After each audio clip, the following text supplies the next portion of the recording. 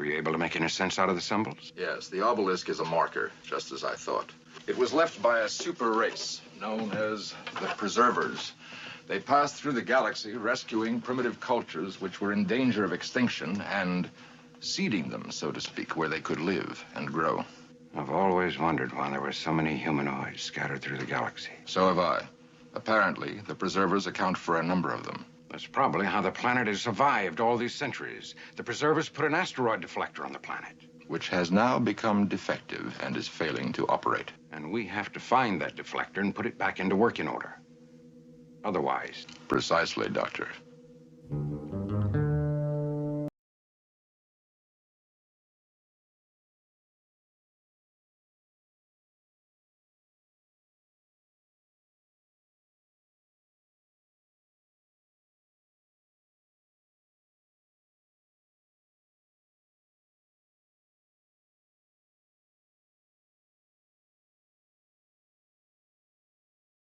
Nothing brings me more joy than helping people better understand the tool they have to live their life on purpose.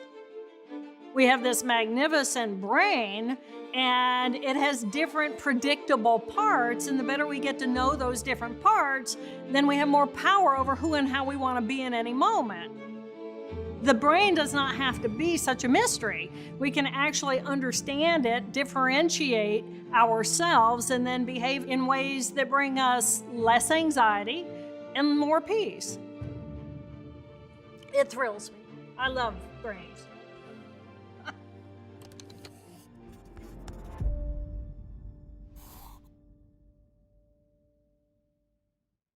I am Dr. Jill Bolte-Taylor. I'm a neuroanatomist and the author of My Stroke of Insight and Whole Brain Living. I'm a neuroanatomist. I study the anatomy of the brain. So I can visualize in my brain the circuits of how all the information comes in order for me to be able to have a perception of reality.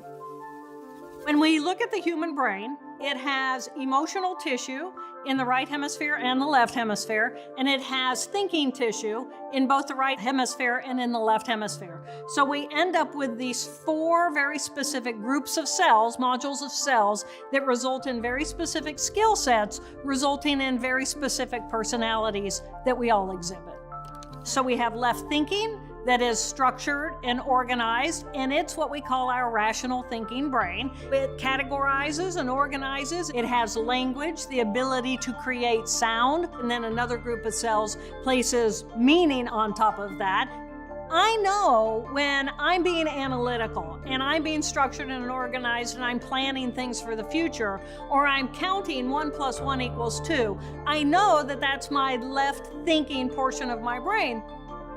The left emotional part of our brain has miraculously stepped out of the present moment consciousness and given us the ability to remember things from our past or to project ideas into the future. Now, with that, I can create an individuation as well as the linearity across time. And now, because I have linearity across time, I can learn from my past experiences. The right emotional part of my brain is then, how does it feel to be in my body in the present moment? What does it feel like when I dive into the water and I feel the pressure push against my body? What does it feel like to feel water as wet? I'm not on the clock, I'm lost in the flow, I've got this excitement, and I have a level of curiosity. And then my right thinking tissue is simply the consciousness of me, big as the universe, connected to all that is, and this immense sense of gratitude that I exist at all. Oh my gosh, I'm alive. We are living creatures made up of these magnificent cells, and there's an awe and a wonder and this deep sense of gratitude. Once you start realizing the 4 different characters inside of yourself and being able to recognize those in others, you can't not see it anymore. And once you understand it, it's like, I have so much more power over what's going on inside of my brain than anybody ever taught me. Wow. And it's beautiful. So I grew up to study the brain because I have a brother who's diagnosed with the brain disorder schizophrenia. So my focus was on how does our brain create our perception of reality? Because my brother's perception of reality was so different from mine. And so I was teaching and performing research at Harvard Medical School. And at the age of 37, I woke up one morning and I had a major hemorrhage happening in the left hemisphere of my brain. My brain says, oh my gosh, I'm having a stroke, I'm having a stroke. And then another part of my brain is saying, wow, this is so cool, I'm having a stroke. How many brain scientists have the opportunity to study their own brain from the inside out like this?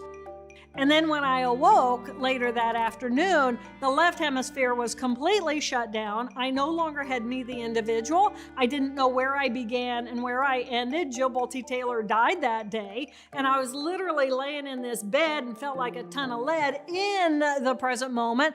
And when you're in the right here, right now, and you have this expansive openness, big as the universe experience, then you see how everything is interrelated and energetically impacted. So I still had those portions of my brain functioning, but me, the individual, I was gone. And we really had no idea, even following surgery, what I would get back or if I would have any ability to have any recognition or recollection of the identity that I had had for 37 years. So what the stroke gave me was this new introduction to the depth of these emotions. However, my sadness, my grief is a whole body, whole envelopment, and it takes you to your knees and it takes you to the floor and you just flood with this incredible emotion. And wow, I feel this because I loved. This is the beauty of being alive, but it's not designed to be a lifestyle. It's designed to be information that I can then learn from and hold on to and find meaning in my world. The emotions, the power of the emotions are so beautiful, so rich, so everything, that without them, we would be 1 + 1 = 2, and who really cares? It took 8 years for me to completely recover all function. I knew that I had completely recovered when that organizational part of me came back online and said, now I want to be the boss again. And the rest of my brain went, we are so glad you're back because we need your skill sets to be a functional human being in our society. But no, we are not going to live based on the values of the left hemisphere. We are now going to live as a collective democracy inside of our own head. I have to have that left hemisphere in order to be a functional human being. But even though my ego center is in my left hemisphere is not who I am. I am a left hemisphere and a right hemisphere.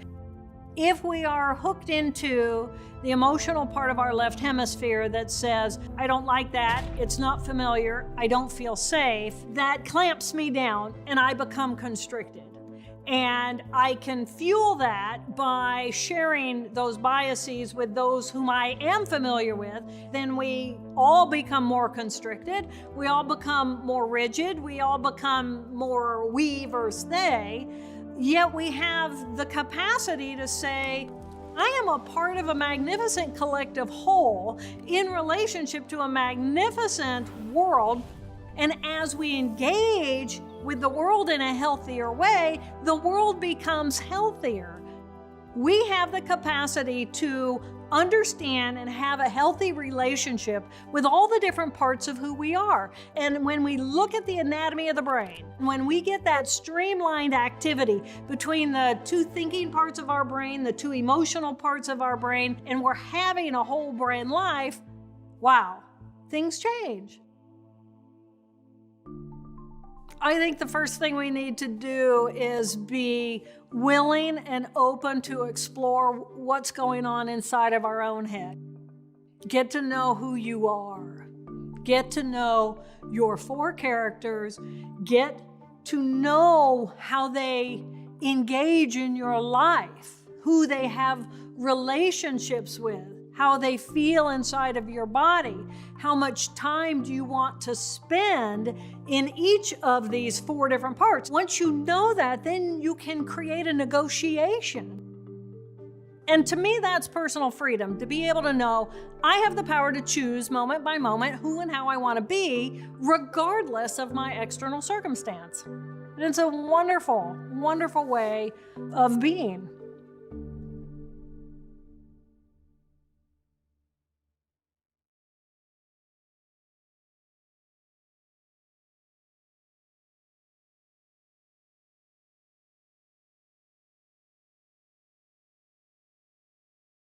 What we started to get from the Enlightenment was we did have this move up to rational, world-centric, universal approaches. But after about a century or so, reality was reduced to mostly just exterior material realities. And so, and that's, as that happened, we started to downplay things like, well, with the good, the true, and the beautiful, that's morals, science, and art. And the aesthetic and the moral dimension tended to start getting downplayed because the only thing that was really real was that objective third-person truth. And so that's what we were looking to physics for, and that's what we started looking to biology for, and so on. And so we had moved up a stage or so in any sort of major developmental sequence, and that was good. And by the way, it was also why we really didn't get rid of slavery until about 150 years ago.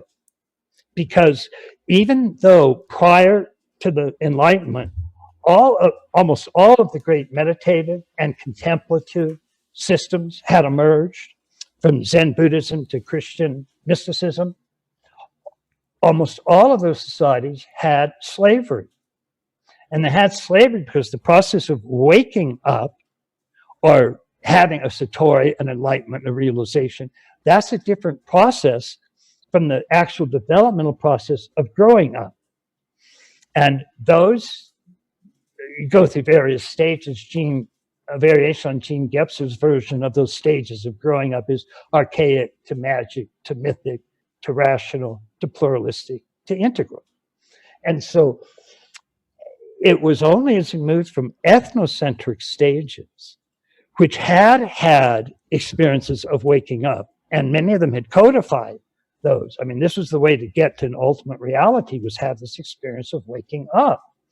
And integral, by the way, includes that as a very, very important part of our overall human potential. But that's separate from developmental growing up. And they're relatively independent. You can be high on one and fairly low in another. So humanity had these experiences of waking up, but they still had slavery because they were having waking up, but not as much growing up or developmental moving forward. That's what happened with the Western Enlightenment, is that we moved up a stage in growing up. Didn't change much in waking up. As a matter of fact, that sort of went down a little bit. But what we did do when we got up to world-centric is we looked around and said, wait a minute, one person is owning another person? That's not right. That's very, very bad. Shame on you. And so in literally a 100-year period, from about 1770 to 1870, very recent, slavery was outlawed in every major rational industrial country on the face of the planet. Nothing like that had ever happened. So it was moving up a stage just at large. It didn't mean that individuals couldn't do that, or sometimes even higher. But for culture at large, this was a big shift. And that's really what the Western Enlightenment was about. And that's what the modern, universal, world-centric, democratic ideals started to come from those stages of development.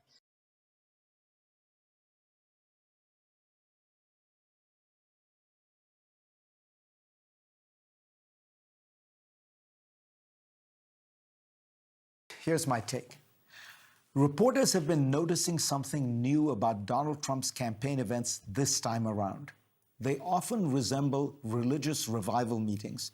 The New York Times notes that where his rallies were once improvised and volatile, their finales now feel more planned, solemn, and infused with religion. The closing 15 minutes evokes an evangelical altar call filled with references to God. Trump is a shrewd reader of his supporters and has clearly seen what the data show.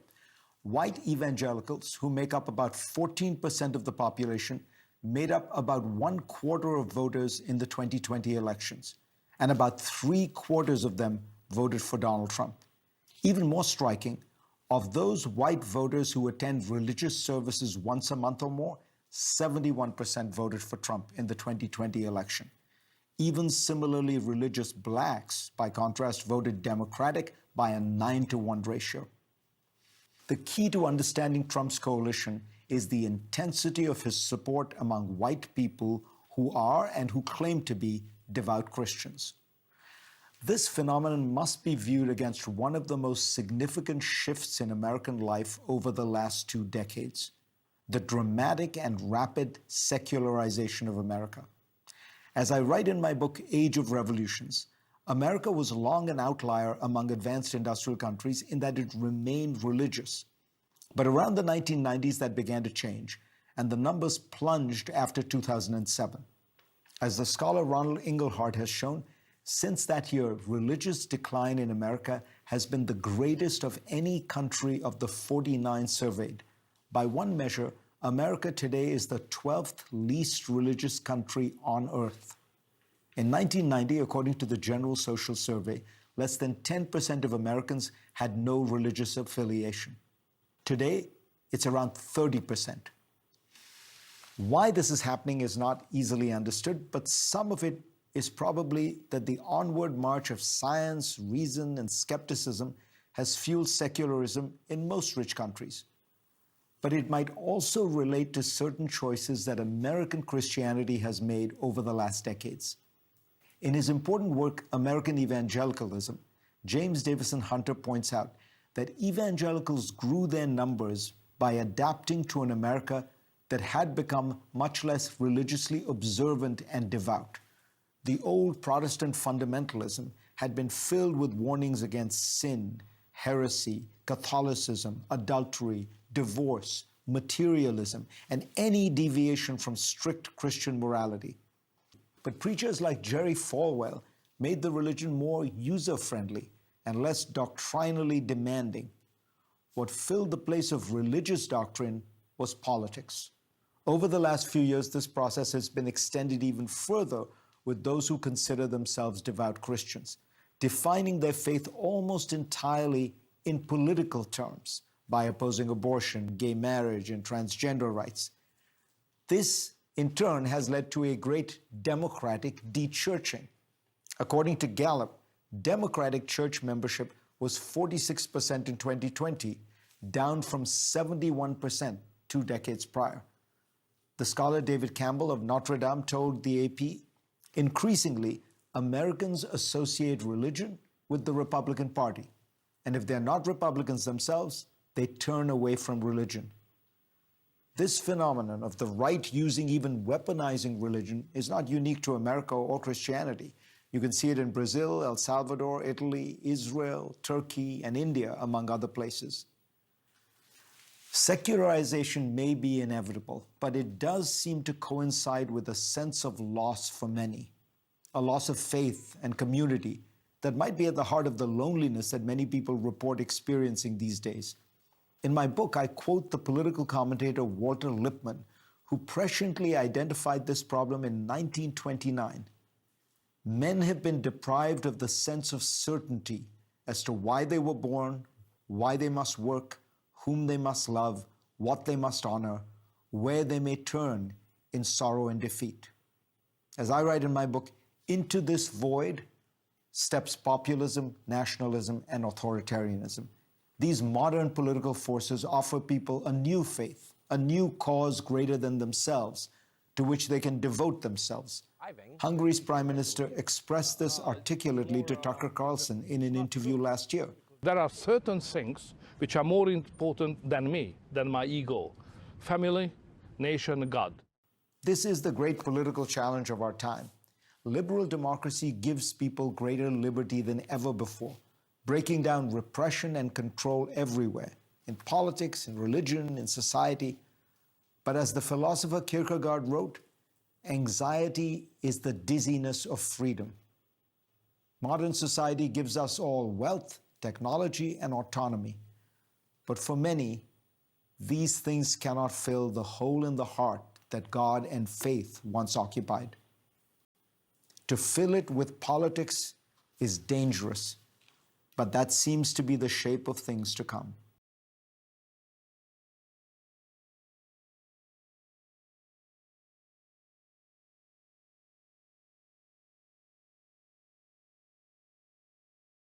We're going to talk about stories and set the stage. I think we're at a crucial inflection point in the world, culturally and philosophically. I think we're on the dawn of a new set of realizations. A new set of realizations that will return us to our fundamentals. I think the reason that we have a culture war raging in the West, why there's so much instability, is because something new is struggling to be born or reborn. And I want to explain the reason for that first. And the reason is that the Enlightenment view of the world, which has guided our technological and scientific endeavor, our conceptual endeavor, our philosophical endeavor for a few hundred years, there's something about it that's wrong, like deeply wrong. And that error is making itself manifest in the scientific community, because I would say now that scientists themselves from a multitude of different disciplines understand that the idea that we see the world as a place of facts, or that we see the world as rational creatures, or that you can even see the world that way, is wrong. Wrong, and I believe that it's been demonstrated to be wrong. This isn't a matter of mere philosophical opinion anymore, although it's also that. One example, for example, is that the newest artificial intelligence systems that we've designed, the large language models that have burst onto the stage in the last year or thereabouts, ChatGPT, the catastrophic Gemini that Google so foolishly launched, Elon Musk's Grok, these systems are trained like human beings are trained. They have an aim. They have a purpose. They were trained with reward and punishment, so to speak. They're approximations to a target. They see the world through a structure of value that they have absorbed from human beings. To make the world's smartest linguistic machines, we had to inculcate in them a structure of value.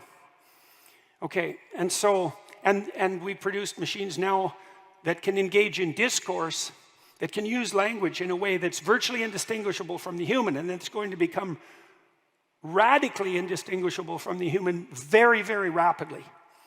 And they're not programmed like lists of rules. They're not programmed like ordinary thinking machines. They're programmed the same way that human beings learn. They're programmed with aim. They have an ethos and an ethic. We can't orient ourselves in the world with the facts. We can't follow the science because science isn't a leader. Science doesn't establish our aims. Our aims are established using mechanisms of perception and emotion and thought that aren't in themselves scientific. We're aiming at something. Why can't we orient ourselves in the world with the facts? Well, the simplest explanation for that is that there are too many facts. There's as many facts as there are phenomena. More, actually, there's as many facts as there are possible combinations of phenomena. You drown in the facts. When you're confused in your own life and things are chaotic and you're anxious, it's because a plethora of possibilities is making itself manifest in front of you, and you don't know which way to turn. You don't have a clear direction. You don't have a clear aim. There's no way of simplifying the world so that you can act in it. We know, for example, that to perceive the world, you have to obliterate from your consciousness almost everything that you could see, because otherwise you're overwhelmed. We know even that the hallucinogens who are being studied with increasing intensity in recent years interfere with your normal perception such that they bring to consciousness a plethora of things that under normal circumstances you ignore. And the consequence of that is influx of a sense of overwhelming significance and meaning, but at the same time a kind of paralysis of action, because when everything becomes infinitely meaningful, there's no straightforward way of moving forward. When you're in a restaurant with someone on a first date and you're focusing on the conversation and actions of your date in a sea of competing conversations, you zero out everything that you could be attending to in every other table, all the competing thoughts in your imagination, all the things you could be bringing to mind, to zero in with like laser pinpoint accuracy on what it is that your partner in conversation is doing. And you do that in the world all the time. You make one thing at a time of pinnacle importance, and you arrange everything else in the world at every moment that you perceive around that thing that you've made of pinnacle importance. That's how you see the world. And I don't mean think about the world. This is under thought. It's more profound. It's what you do when you actually see. If I decide to do something straightforward, like walk from here to the stairs on the stage, and I set my aim, I don't perceive any of you in consequence, because the fact of your existence is irrelevant to my purpose, and you're gone. None of the facts of the stage that I could attend to are relevant and perceptible anymore, except insofar as they're pathways or facilitators or obstacles to my journey forward. If I'm looking to the stairs, I see the chairs, but not as places to sit. I see them as obstacles that I have to circumvent in order to attain my aim. Everything that you see in the world makes itself manifest in accordance with your aim. And that's a radically, revolutionarily different way of conceptualizing the world than the notion that you take the facts and you sort them despite their infinite number and calculate your way with the facts rationally forward. That's not what you do.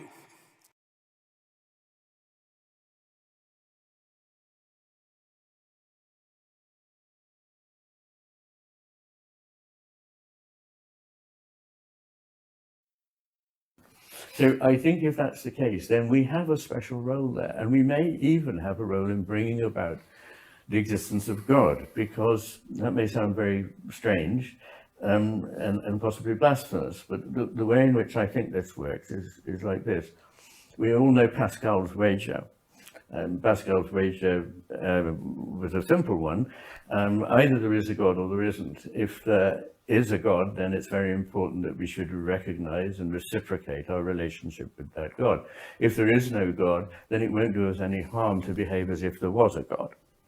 But I think there's a third possibility, which is McGilchrist's wager. And it has the first two of Pascal in it, but there is a third one, which is that maybe we play a role in the development, the evolution, the furtherment, the fulfillment of whatever is divine. And if that's the case, then once again, we have an incredibly ennobling obligation, which is to make sure that we do help that good progress in the world. So on various levels, to do with how we dispose our attention, the role we play in repair, the role we play in furthering and bringing about the divine, we can influence things. And we may not be able to stop certain specific wars or whatever, but that's never been part of what is imaged here. Part of what is imaged here is that we, like it or not, are gathered up into something that we have to respond to. And I believe that the reason for there being life at all, and especially human life, is because whatever it is that is the ground of being needs response. It needs that response. And while it can be satisfied by the response of the inanimate world up to a point, what life brings, because I believe all life is sacred, but also the inanimate is sacred as well. The difference is not that one suddenly is involved with consciousness and the other isn't. I think they're both manifestations of consciousness. But the thing about life is that it can respond enormously much faster and to a greater extent, so that things can move instead of having to wait for this very slow process. With creatures like ours, there can be an acceleration of the evolution of the cosmos and the divine being that grounds that cosmos together. So all in all, there is an enormously optimistic, in my view, and real, and I'm a skeptical person in many ways, but I'm also skeptical of skepticism when it rules things out that we should open ourselves to. And if I'm honest about my thinking, my reading, my experience of life as a person, as a doctor, and so on, I do believe that this is the way the cosmos is and how we relate to it. And that is surely something that brings hope, brings dignity to the human condition. And it also takes the burden off us of having to solve certain specific problems. I'm not saying we shouldn't try to solve those specific problems. We must.